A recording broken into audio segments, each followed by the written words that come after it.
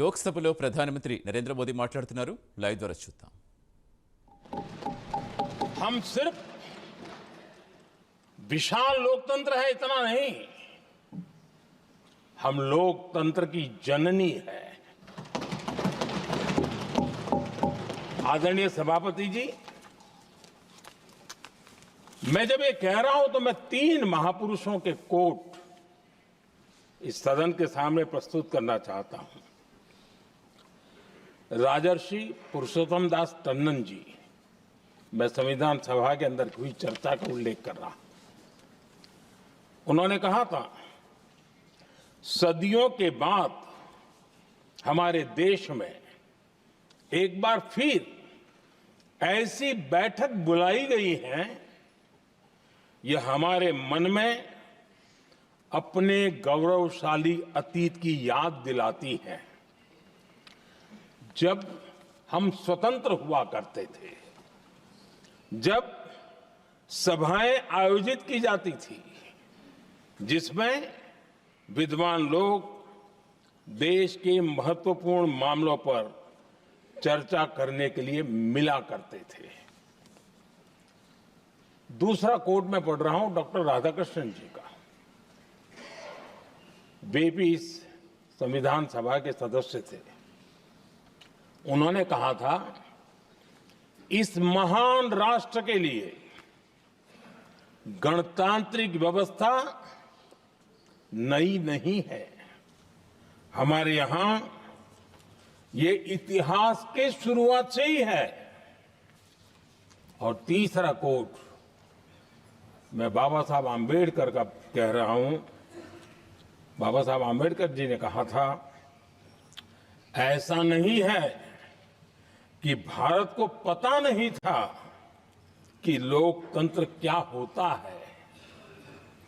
एक समय था जब भारत में कई गणतंत्र हुआ करते थे. आदरणीय सभापति जी, हमारे संविधान के निर्माण की प्रक्रिया में हमारी देश की नारी शक्ति ने संविधान को सशक्त करने में बहुत बड़ी भूमिका निभाई थी. संविधान सभा में 15 माननीय महिला सदस्य थी और सक्रिय सदस्य थी. मौलिक चिंतन के आधार पर उन्होंने संविधान सभा की डिबेट को समृद्ध किया था. और वे सभी बहनें अलग अलग बैकग्राउंड थी, अलग अलग क्षेत्र की थी. और संविधान में उन्होंने जो जो सुझाव दिए, उन सुझावों का संविधान के निर्माण पर बहुत बड़ा प्रभाव रहा था. और हमारे लिए गर्व की बात है कि दुनिया के कई देश आजाद भी हुए, संविधान भी बने, लोकतंत्र भी चला, लेकिन महिलाओं को अधिकार देने में दशकों बीत गए थे.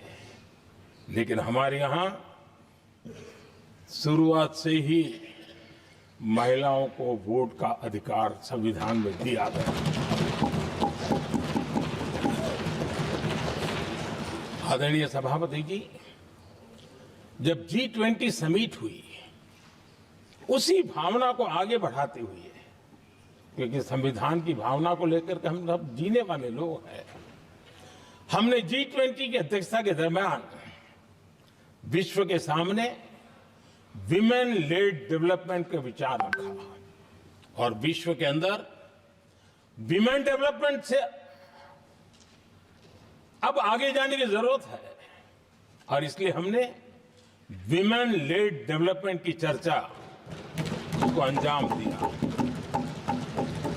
इतना ही नहीं, हम सभी सांसदों ने मिलकर के एक स्वर से नारी शक्ति बंधन अधिनियम पारित करके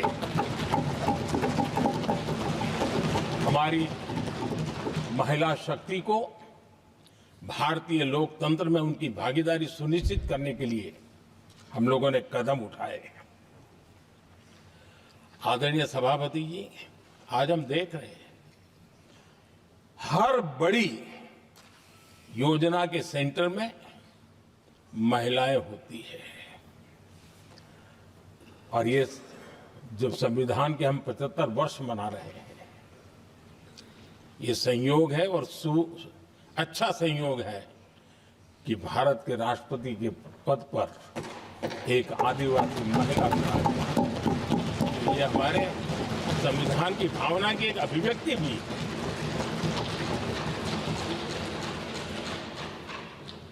आदरणीय सभापति जी, इस सदन में भी लगातार हमारे महिला सांसदों की संख्या बढ़ रही है, उनका योगदान भी बढ़ रहा है। मंत्री परिषद में भी उनका योगदान बढ़ रहा है। आज सामाजिक क्षेत्र हो, राजनीतिक क्षेत्र हो, शिक्षा का क्षेत्र हो,